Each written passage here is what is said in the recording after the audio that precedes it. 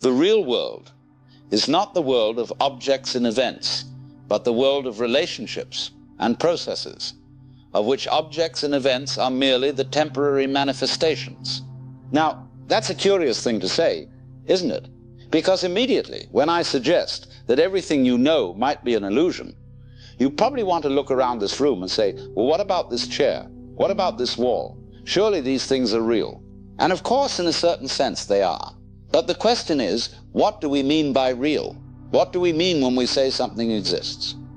You see, we live in a civilization that has trained us to think about reality in a very particular way. We've been taught to see the world as a collection of separate things.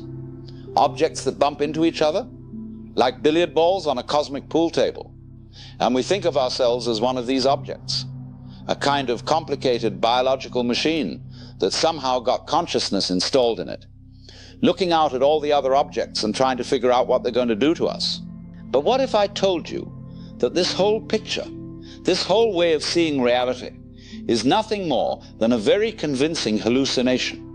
What if the separate self that you think you are, the individual consciousness peering out through your eyes at an external world, is the most magnificent illusion ever created? Let me ask you something. Right now, as you're listening to these words, where exactly are you?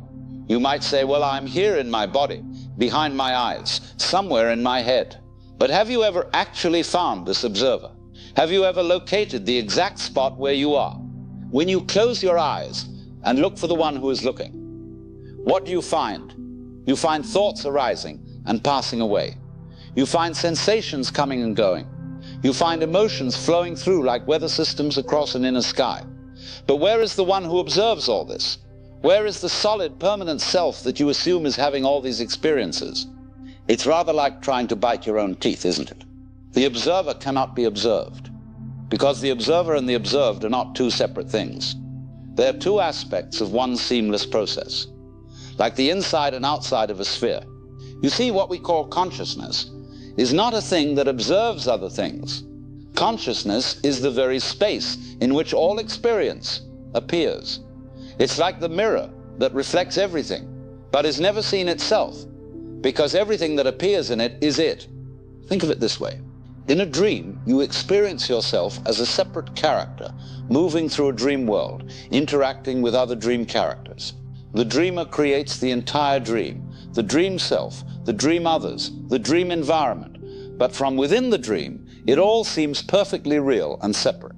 The dream character doesn't realize that he and everything he's experiencing are all modifications of one dreaming consciousness. And what if, just what if, waking life is exactly the same kind of process? The ancient Sanskrit word Maya is often translated as illusion, but this translation misses something crucial. Maya doesn't mean that the world is unreal in the sense of being a fake or a deception. Maya means that the world is a kind of magical display, a cosmic art form, a dance of appearance. Imagine you're watching a movie. The movie isn't unreal. You're really seeing it, really experiencing it, really being moved by it.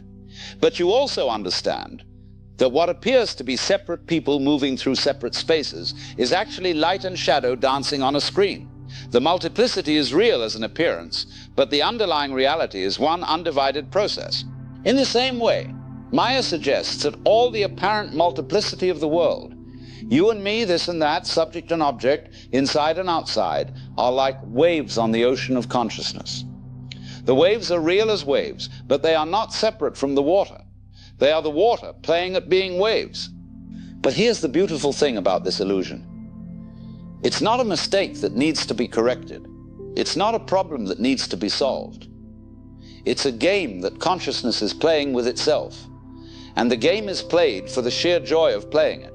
Now you might ask, but if this is true, why don't I experience it that way? Why do I feel so separate, so isolated, so cut off from everything else? Well, that's the genius of the illusion. The sense of being a separate self is not a malfunction of consciousness. It's a magnificent achievement. It's like consciousness learning to play hide and seek with itself. It hides so well that it completely forgets it's playing a game. Think about it. If you always knew you were everything, if you never forgot your true nature, where would be the adventure? Where would be the surprise? Where would be the delight of remembering, of awakening, of coming home? The separate self is like a character in a novel who becomes so absorbed in the story that he forgets he's just marks on a page, expressions of an author's imagination. And the author, you see, is having the most wonderful time experiencing the story through the character's eyes, feeling all the drama and excitement and suspense of not knowing how it will all turn out. But here's where it gets really interesting. The character and the author are not separate. The character is how the author appears to himself when he's completely absorbed in the story. And the author is what the character really is, underneath all the apparent separateness. Our culture has developed what you might call a very sophisticated technology for maintaining the illusion of separateness. We start teaching children very early that they are separate individuals who came into the world rather than expressions of the world itself. We use language in a way that constantly reinforces this separation. We say, I have a body, rather than I am a body. Or better yet, I am what the universe is doing in this particular place and time. We say, I am conscious, rather than consciousness is expressing itself as this pattern called me. We create institutions, schools, governments, religions, that are all based on the assumption that we are separate beings who need to be controlled, educated, saved, or managed. And all of these institutions, however well-intentioned, have the effect of reinforcing the sense of isolation and separateness. Even our science, for all its magnificent discoveries, is based on the assumption that there is an objective world out there that can be studied by subjective observers in here. We've split reality into mind and matter, observer and observed, knower and known, and then spent centuries trying to figure out how these supposedly separate things relate to each other. It's rather like cutting up a river with a knife and then wondering why the pieces won't stay separate. And so we find ourselves in the most exquisite paradox. We are what we're looking for, but we don't know it. We are the reality we're trying to understand, but we're looking for it as if it were something other than what we are. This is why all seeking is fundamentally futile, and yet absolutely necessary. It's futile because what you're seeking is what you already are. You can't find yourself because you are not lost. You can't become enlightened because enlightenment is your natural state. You can't achieve unity because you never left unity in the first place. But seeking is necessary because the illusion of separation is so convincing, so total, so complete, that it takes tremendous effort to even begin to question it. It's like being in a dream where you're convinced you need to find your way home, not realizing that you're already in bed. The seeking is not separate from the finding. The question is not separate from the answer. The path is not separate from the destination. They are all one movement, like the front and back of your hand. So what does it mean to awaken from this illusion? Does it mean that the world disappears?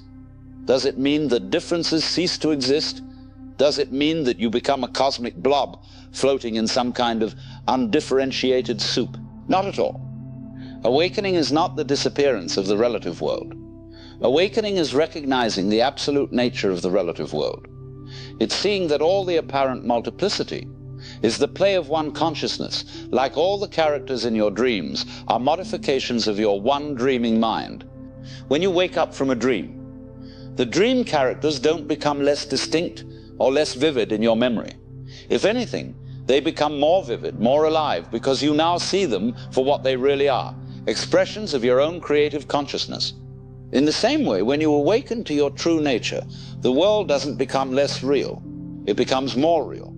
Colors become more vivid, sounds become more beautiful, relationships become more intimate, because you realize that everything you're experiencing is your own self, playing all the parts in the cosmic drama. But here's another beautiful aspect of this cosmic game. The illusion of separateness creates the possibility of relationship. If there truly were no separation, there could be no love, because love requires at least the appearance of two. There could be no music, because music requires at least the appearance of silence and sound. There could be no dance, because dance requires at least the appearance of movement and stillness. The one appears as two in order to love itself. Consciousness divides itself into lover and beloved, knower and known, self and other, not because it is actually divided, but because this is the only way it can experience the ecstasy of union. It's like a person putting on a costume and makeup, so complete that they fool themselves, and then having the delicious experience of slowly recognizing themselves in the mirror. The recognition is made possible by the initial forgetting.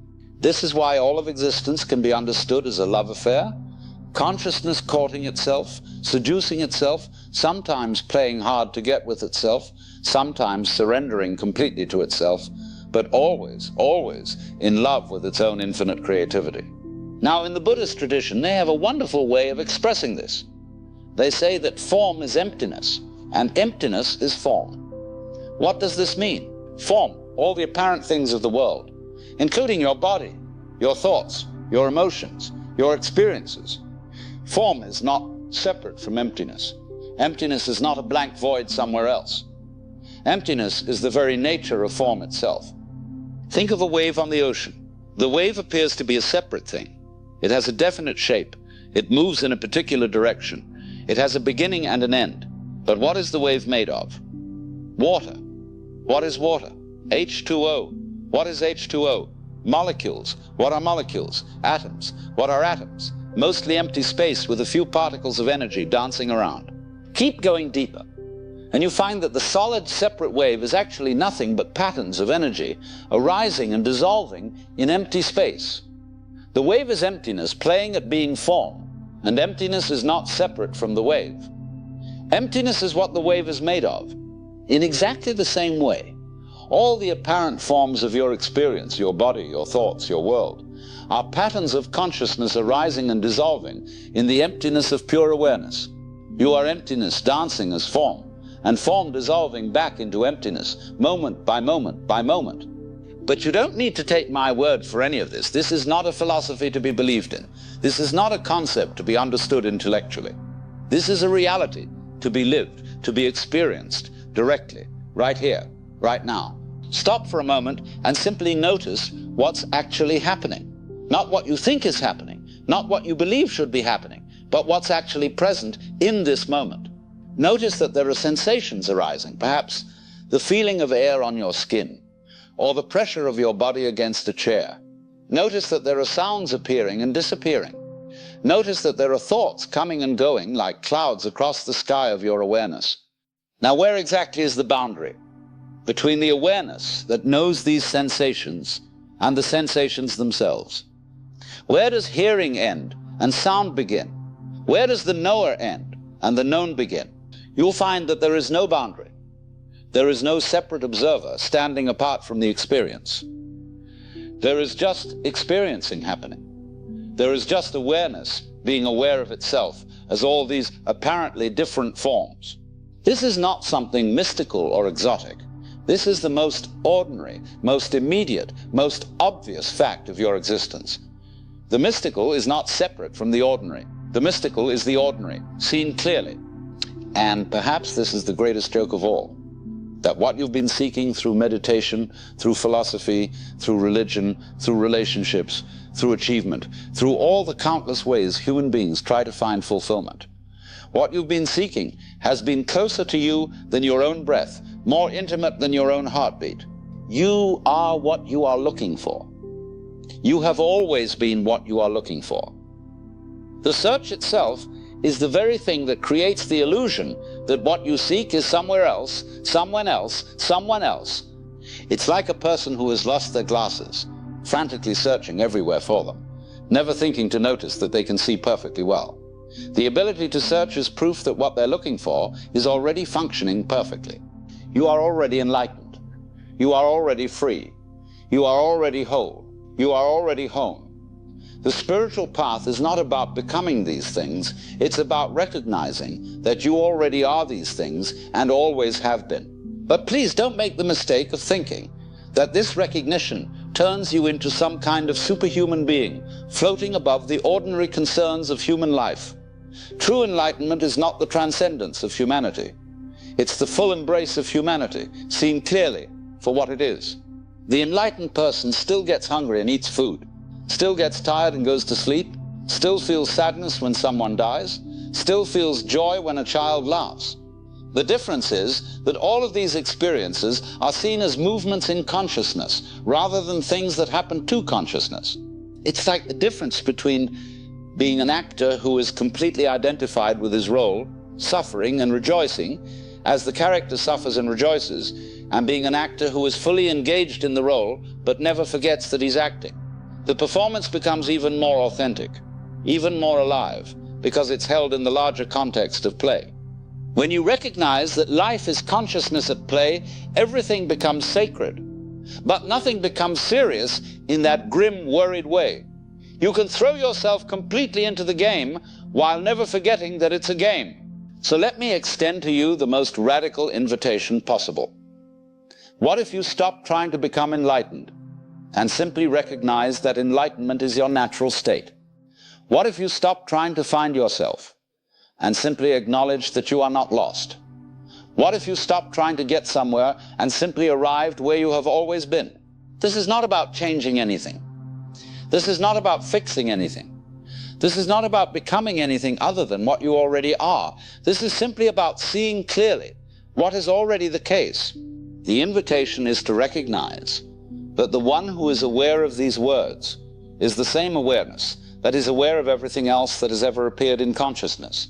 The awareness reading these words through your eyes is the same awareness that was looking out through Buddha's eyes, through Jesus' eyes, through your mother's eyes when she first held you as a baby.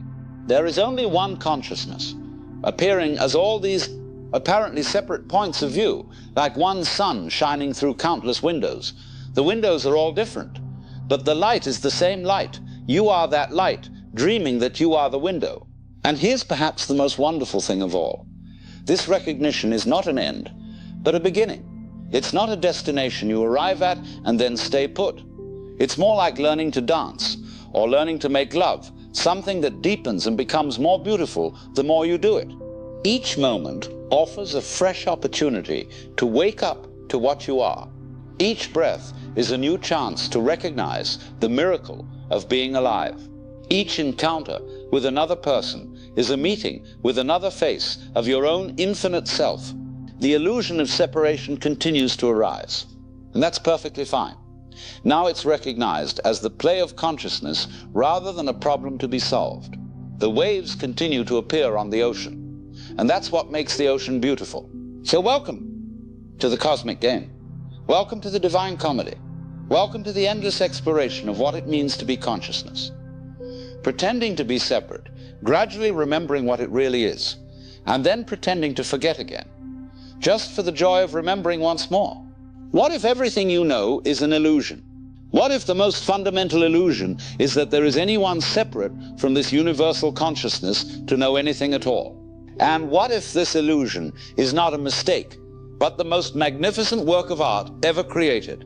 A masterpiece painted by the universe on the canvas of itself, with brushes made of starlight and colors mixed from pure love. This is the great matter. This is the pathless path. This is the journey from nowhere to nowhere, taken by no one, arriving at nothing that was not already present from the very beginning. And it is absolutely perfect, exactly as it is. The meaning of life is just to be alive.